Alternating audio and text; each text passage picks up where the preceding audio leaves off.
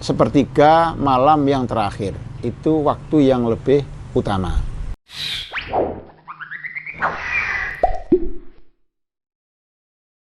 Nabi Mustafa Muhammad sallallahu alaihi wasallam wa ala alihi wa ashabihi azwajihi wa dzurriyyatihi bismillahirrahmanirrahim.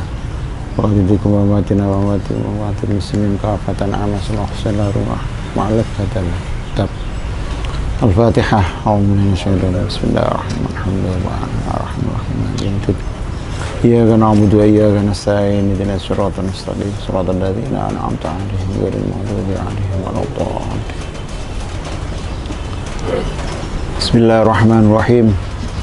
Wasala sunawafilah utawi telu piro-piro salat sunat ikum akadatun piro-piro kang den kukuhaken ghairu tabiatin kang ora manut lil faraidi maring piro-piro salat fardu.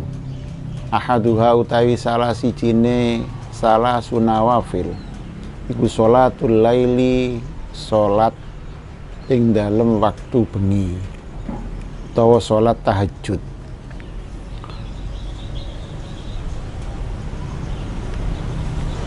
Tiga salat sunnah selain salat sunnah yang ikut pada salat fardu, yaitu hukumnya sunnah muakkad. Salah satunya salatul lail atau salat tahajud. Jadi ada tiga sholat sunat selain sholat yang ikut pada sholat fardu, artinya selain sholat rawatib. Kalau kemarin ada sholat rawatib yang muakkad dan ada yang tidak muakkad, yang muakkad campur ghairu muakkad ada 17 rakaat. Sedangkan yang muakkad itu ada 10 rakaat.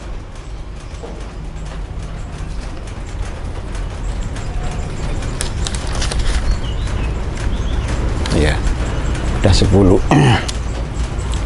Sekarang selain sholat rawatib, ada 3 sholat sunat yang hukumnya sunnah muakkad. Artinya, seperti kemarin muakkad itu Rasulullah selalu melakukan atau menjalankan walaupun dalam perjalanan. Yaitu ada satu diantaranya sholatul lail atau sholat yang disebut sholat tahajud. Katanya di sarahnya ini walau abbarobit tahajud lakana aula. Seandainya Kiai Musonef ini memakai takbir sholatul tahajud, maka akan lebih jelas dan lebih utama. Artinya sholatul lail di sini sholat tahajud itu termasuk sholat sunat yang muakkad yang selalu dilaksanakan oleh Rasulullah.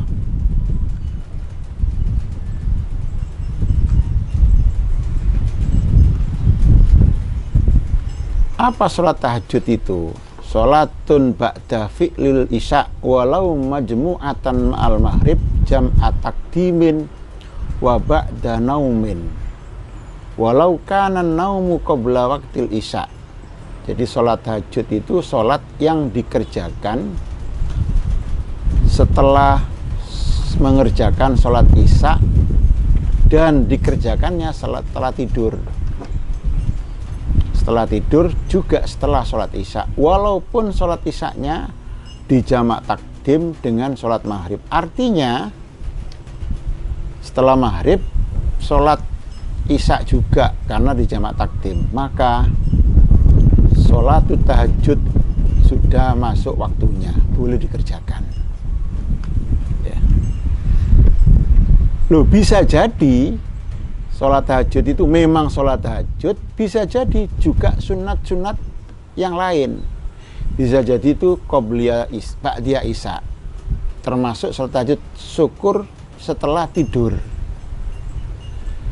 Bisa jadi kodok sholat di waktu malam ya, itu juga sholat tahajud ya.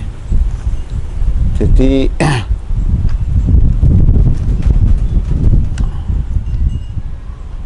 wa minhu sunnatul isya wa naflul mutlak, termasuk sunat ba'diyah isya, sholat sunat mutlak wal witru salat witir, au fardhu qada'in atau mengkodoi salat fardu. Ya. Apapun sholat Setelah tidur, iya, apapun sholatnya setelah sholat isya dan sudah tidur itu termasuk sholatul lail atau sholatul tahajud. Lebih khusus lagi diniati tahajud. Itu. kan niat sholat itu apa nih? Oke, betul, betul. Hajat sholat. Iya, betul. Semuanya tak. Asalkan dua syaratnya tadi itu. Wan naflu utawi salat sunat al mutlaku kang mutlak fil laili ing dalem waktu bengi iku afdhalu li utama minan nafli tinimbang saking salat sunat al mutlaki kang mutlak fin nahari ing dalem waktu awan. Salat sunnah mutlak di waktu malam hari itu lebih utama dibanding salat sunat mutlak di waktu siang hari. Jadi mengerjakan. Jadi sholat sunnah mutlak itu kapan saja, ya, kapan saja, asalkan bukan di waktu-waktu yang tidak diperbolehkan atau waktu sholat setelah sholat asar, setelah sholat subuh, ya. Kalau setelah sholat subuh, setelah sholat asar, ya, itu nggak boleh. Itu sholat mutlak.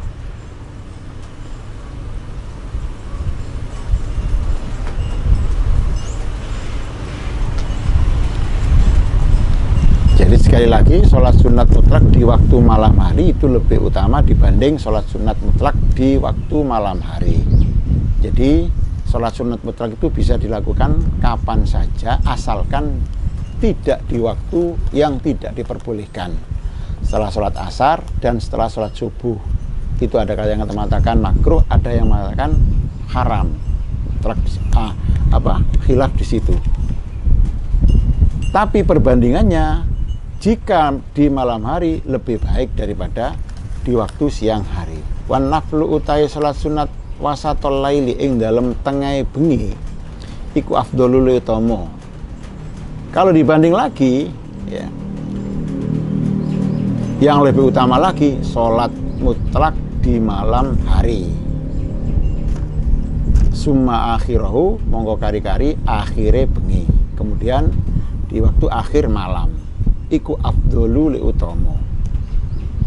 Jadi yang paling afdol berarti sepertiga malam yang terakhir itu waktu yang lebih utama. Wa hadza utawi iki salat sunat tengah malam lebih utama iku liman kadi wong kesama kang bagi somoman sopuman alaila ing bengi aslasan kelawan sepertelu. Jadi sholat sebagian malam yang akhir itu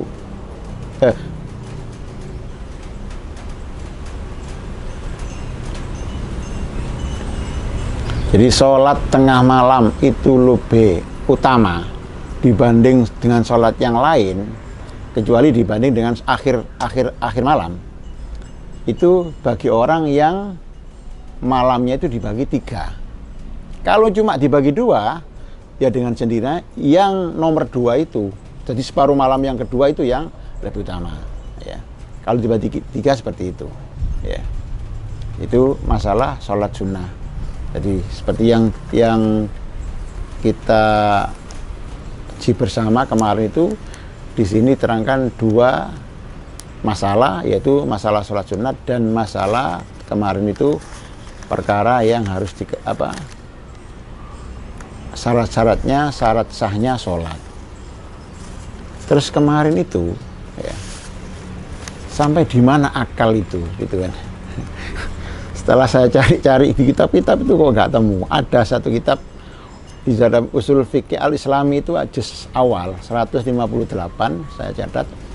Itu ada begini, wa yustaratu fil mahkumi ale ila angkol wa yu'raful aklu. Akal itu bisa diketahui bima yasduru anhu, dengan sesuatu yang keluar darinya. Apa itu? Minal aqwal af'al bihasabil ma'ruf bi bainan nas. Jadi orang itu bisa dikatakan akal, punya akal, artinya yang sehingga memenuhi kriteria kemarin itu mukallaf. Mukallaf itu orang yang punya akal dan sudah balik. Punya akal di sini bagaimana? Pokoknya menurut sebagian banyak manusia itu dilihat dari ucapan, dilihat dari kelakuannya, orang itu berakal. Gitu toh. Akalnya waras gitu. Lain dengan kalau ucapannya ngelantur, itu kan sudah keluar itu. Atau ucapannya kelakuannya. Jadi wa yu'raful aqlu bima yasduru anhu minal aqwal. Jadi punya akal atau tidak itu dilihat dari ucapan dan kelakuan yang keluar darinya. Seperti apa? Bihasabil ma'luf bainan nas, seperti yang sudah umum di kalangan manusia. Lek ngene iki gak genah iki wis, gitu. Gitu. Ya, definisinya berarti nafsi-nafsi. Lah gitu. Ya umumnya manusia seperti ini ya apa ini? Lah gitu. Wong ngene iki yo mengong ya sudah. Ya. Terus yang kemarin lagi itu ada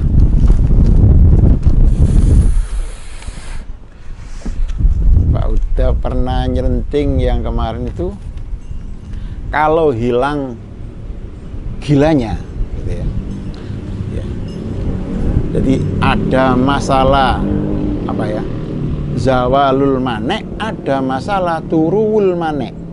Jadi hilangnya manek. Jadi hilangnya manek itu perkara yang bisa mencegah sholat itu apa? Haid, nifas, gila, ayan, mabuk ya itu. Kalau itu hilang, namanya zalal manek. Ya, zalal manek. Jika ada orang ya, hilang maneknya sholat, seperti katakanlah haid mampet, gila sembuh. Ya apa kalau begitu? Cara mengkodok sholatnya bagaimana? Ayyadkhula waktu sholah wasyakhsu mimman la tajibu alaihi sholah. Ada orang ya, waktu sholat masuk, orangnya itu tidak wajib sholat karena ada manek. Sholat begitu dohor, orangnya ini masih haid, orangnya masih gila, atau orangnya masih tadi itu ayan. Kemudian hilang, maneknya hilang. Kapan hilangnya? Idza zalal mani'u wa qad baqiya min khurujil waqti qadru takbiratul ihram fa aktsaru wajaba qada'u tilka shalah. Jika ada orang haidnya terhenti atau suci, atau gilanya sembuh, ayannya sembuh, kapan itu? Waktu sholat kurang sedikit ya apa? Cukup dibuat takbiratul ihram tok, atau lebih banyak takbiratul ihram, atau lebih banyak ya apa? Wajib mengkodok sholat yang bersangkutan, melakukan sholat yang bersangkutan itu. Di samping itu wajib mengkodoi sholat sebelumnya. Katakanlah kalau mampetnya itu waktu asar ya, kurang, cukup dibuat untuk takbiratul ihram, atau lebih banyak ya. Kalau nggak cukup ya nggak, minimal kurang ya, takbiran itu, buat takbir cukup takbiratul ihram, maka dia wajib mengerjakan sholat asar itu dan mengkodok sholat sebelumnya yang bisa dijamak. Berarti dohor bisa jamak dengan asar, betul ya. Contoh, ayyazulal mani'u waqta sholatil asri, maneknya hilangnya ketika waktu sholat asar. Jadi ada orang haid mampetnya ketika sholat asar, ya apa? Kurang satu takbiratul ihraman atau lebih banyak, maka fayajibu alai ada'uha wa qada'u dhuhri, wajib melakukan sholat asar itu dan wajib mengkodok sholat sebelumnya. Kalau sucina maghrib cukup maghrib. cukup maghrib, karena dengan asar tidak bisa dijamak. Gitu. Isya maghrib dikodok. Karena apa begitu? Li'anna waktun lahu halatal udri. Karena apa kok sampai begitu? Ya. Karena apa? Karena waktunya sholat asar itu juga waktunya sholat dohor ketika ada udzur. Kan bisa dijamak itu juga waktunya. Maka kedua-duanya wajib dikodoi. Itu. Satu kali takbiratul ihram itu dilihat dari suci. Kan proses orang setelah atau setelah itu kan prosesnya kan nggak langsung takbir. Betul. Ya paling nggak sesuci. Iya. Berarti kan nututi sesuci dulu, mungkin nututi apa namanya itu bertakbiratul ihram. Boten gitu. Betul. Berarti nggak hanya sekedar. Iya, tinggal takbiratul ihram tok. Lah kita belum mensucikan diri, ya habis.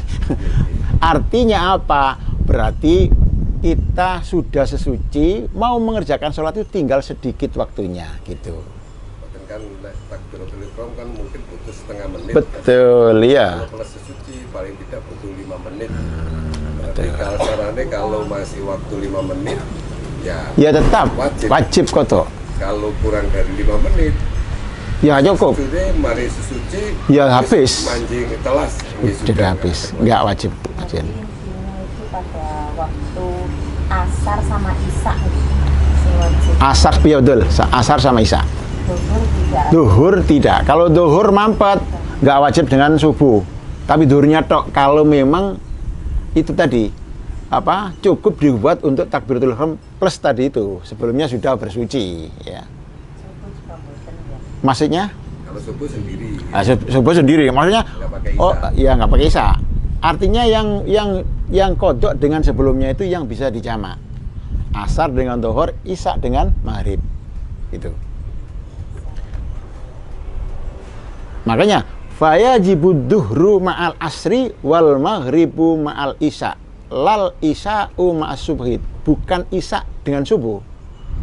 Wala subhu ma'adzuhri, dan bukan subuh dengan dohor. Wal asru ma'al maghribi, dan bukan asar bersama maghrib. Karena apa? Lintifa'i solahiyatil jam'i, karena keduanya itu tidak bisa dijamak gitu. Otomatis kalau tidak dijamak bukan waktunya. Waktu udri itu waktunya sudah waktu dohor, ya juga waktu asar. Apalagi itu di waktu darurat, seperti itu kan waktu darurat. Misalnya Ya, asar. betul. Dan waktunya masih panjang. Asar awal. Iya. Sholatnya ini sholat asar sendiri, lalu niat qadha atau langsung jamak takhir. Maksudnya? Jamak takhir duhur wau.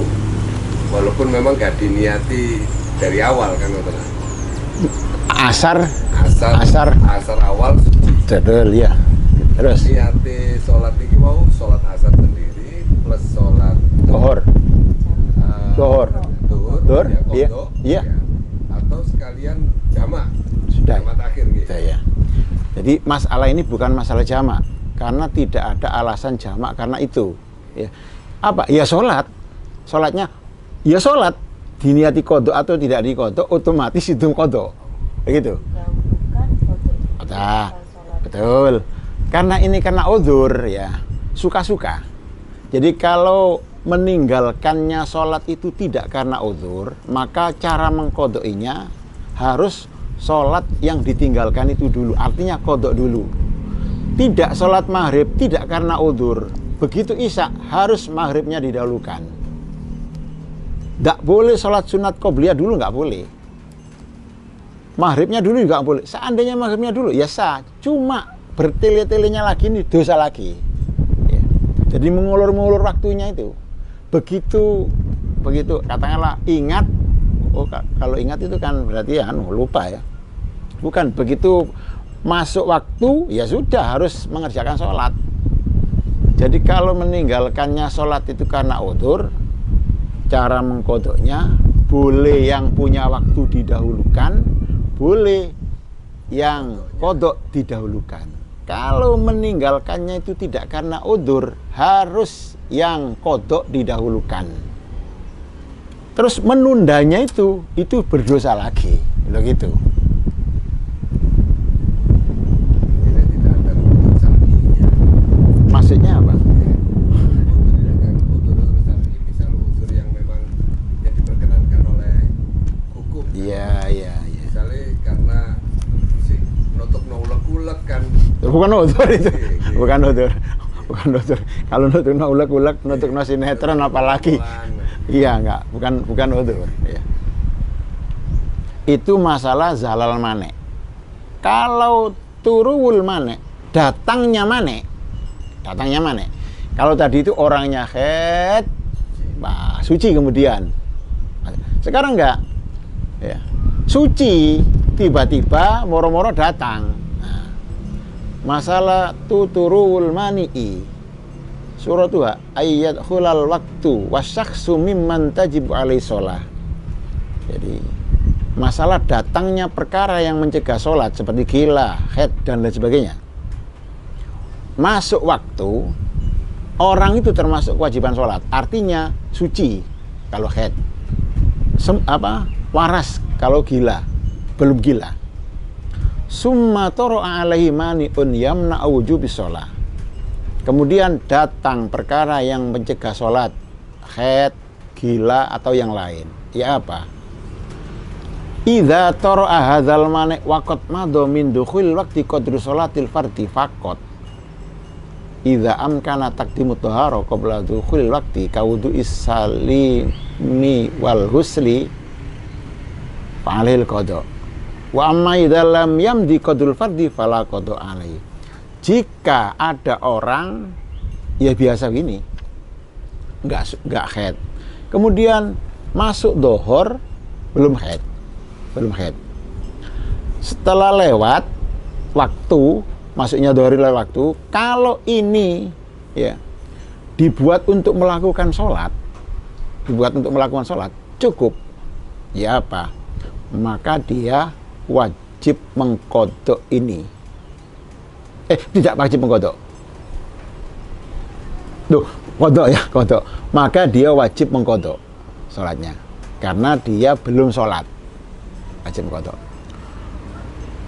Sesucinya. Ini masalahnya orang yang biasa-biasa ini kan sesuci bisa didahulukan di awal waktu. Maksudnya sebelum waktu kan bisa suci. Beda dengan orang yang beser atau yang istihadho. Karena sesucinya itu harus di dalam waktu, maka waktu yang lewat itu harus cukup untuk dibuat suci dan plus sholat. Itu.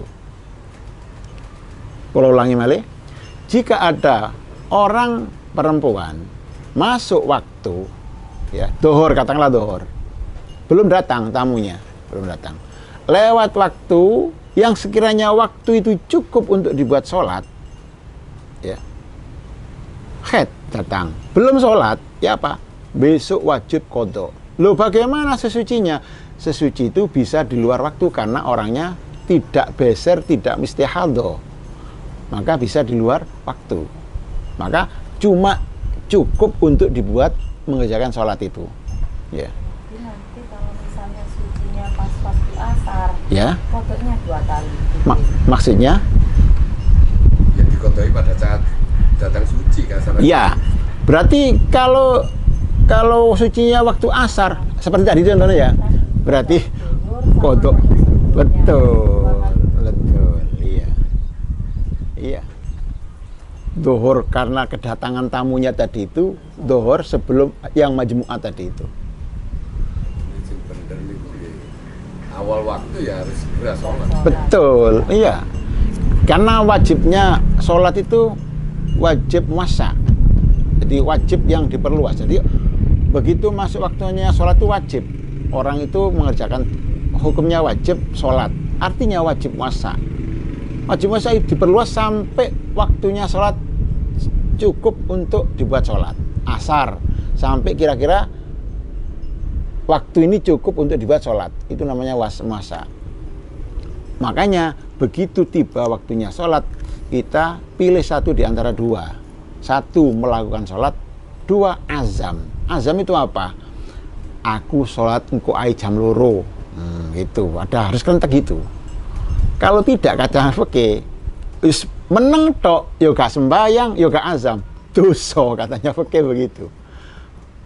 Azam itu niat. Kerentek. Ya, azam itu bukan niat. Niat itu bersamaan dengan pekerjaannya. Azam itu cuma apa ya? Apa ya?